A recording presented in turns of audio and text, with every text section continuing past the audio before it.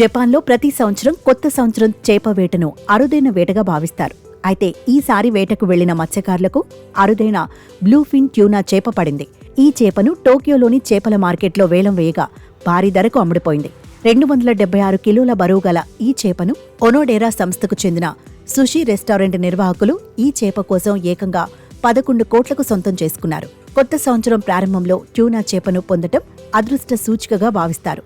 దీనివల్ల ఆ ఏడాది సంపద, శ్రేయస్సు కలుగుతాయని విశ్వసిస్తారు.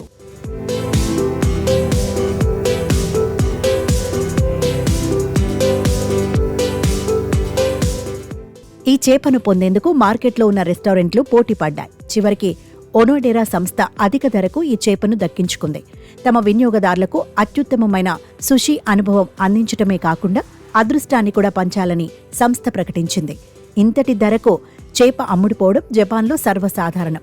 1999 నుంచి చేపల మార్కెట్లో అత్యధిక ధరకు అమ్ముడైన చేపల రికార్డులను పరిశీలిస్తే 2019లో 278 కిలోల బరువు గల ట్యూనా చేప 18 కోట్లు పలికింది.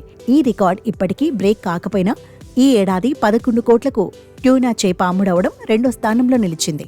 అంతేకాకుండా గతేడాది కూడా ట్యూనా చేప కోసం ఒనోడెరా సంస్థ 114 మిలియన్ యెన్లను చెల్లించింది.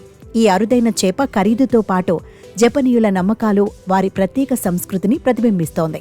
ఈ చేప మా రెస్టారెంట్ కస్టమర్లకు గొప్ప అనుభూతిని ఇస్తుందని, 2025ను అందరికీ శుభవత్సరంగా మార్చటంలో భాగస్వామ్యం కావడంలో గర్విస్తున్నామని ఒనోడెరా సంస్థ ప్రతినిధి పేర్కొన్నారు. ఈ చేప కొనుగోలు వెనుక ఉన్న ప్రాముఖ్యత సోషల్ మీడియాలో చర్చనీయాంశమవుతోంది.